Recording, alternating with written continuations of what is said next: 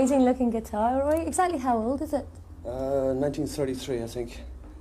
This was one of the first of the Nationals that were made. They later went on to make different ones with sort of 3 resonators, and they went into this burnished steel type finish. But this is one of the old McCoys.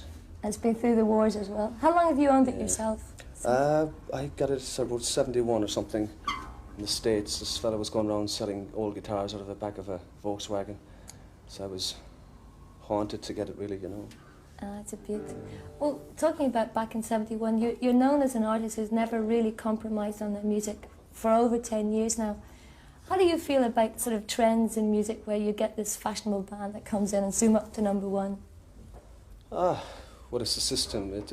You have to accept it, you know. It's getting worse. That's the only trouble. There was a time that you'd get pop records that would score on both fronts. There'd be acceptable pop records, but there'd be a good gritty piece of music. But there's so much formula now and so much sort of microchip music that it's getting a bit too sort of one-dimensional, you know. I like music with a bit of warmth and humanity in it, you know.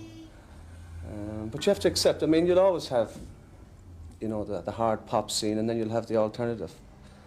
And I prefer the alternative, so you don't have to sort of trim everything down to sort of 2 minutes, 30 seconds to sort of keep everyone happy, you know. Right, and perform on top of the pops 3 times a year or whatever. Yeah, well, that's gone.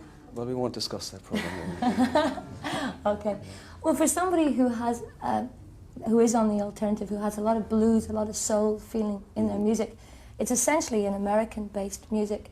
How come you have been hugely commercially successful in Europe, but it hasn't been such a big thing in America? Well, the strange thing is we've done better in America than is commonly known. It's just that we've done sort of the college circuit and the club circuit, and we did a lot of the bigger gigs with other bands, you know, Deep Purple and the Faces and so on, which were good experience and exposure, but it's not my favourite sort of circuit.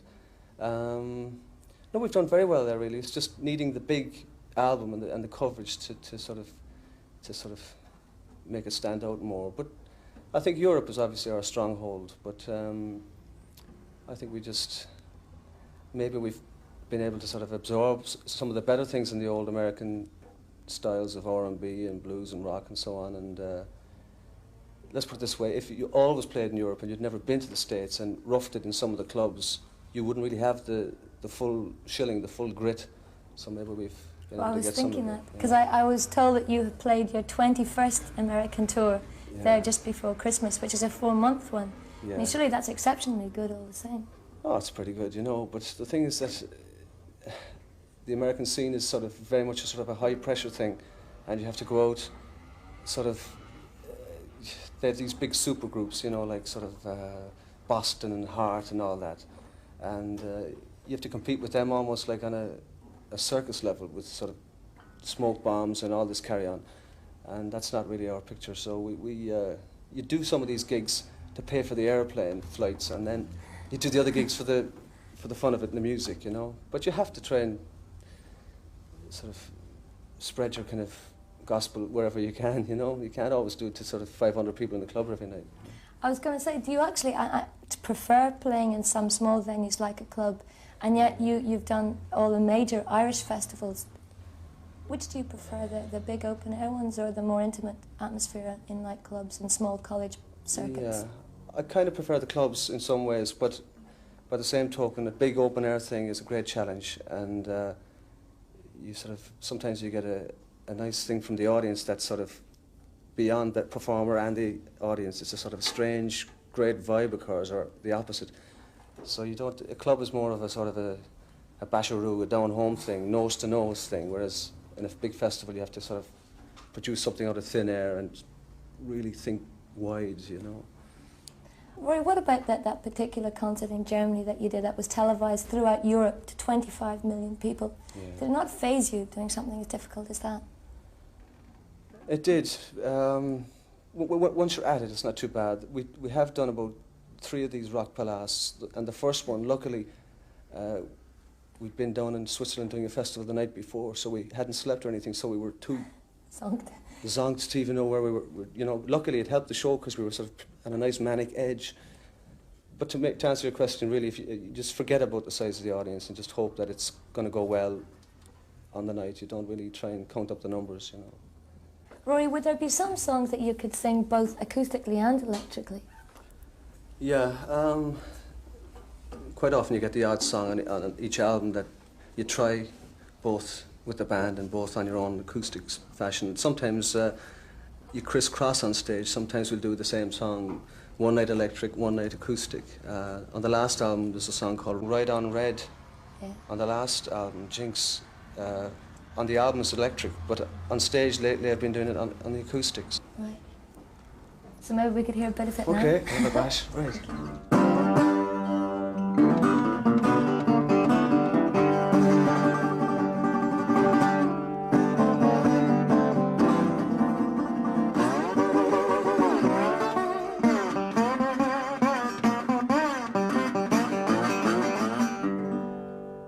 I left my home in Vicksburg, started traveling north. I made it to New Orleans as the bus was taking off. The Citizens Committee was giving away the fare, saying if you can't stand the South, boy, just get on out of here, right on.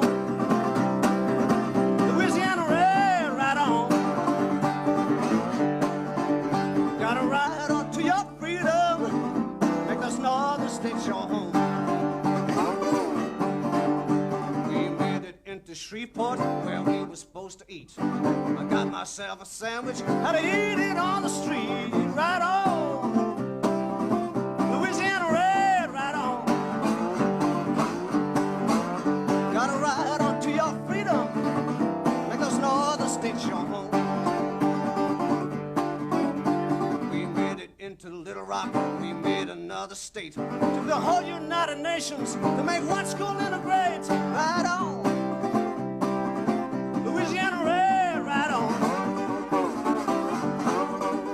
And ride on to your freedom, make those northern states your home. Oh yeah.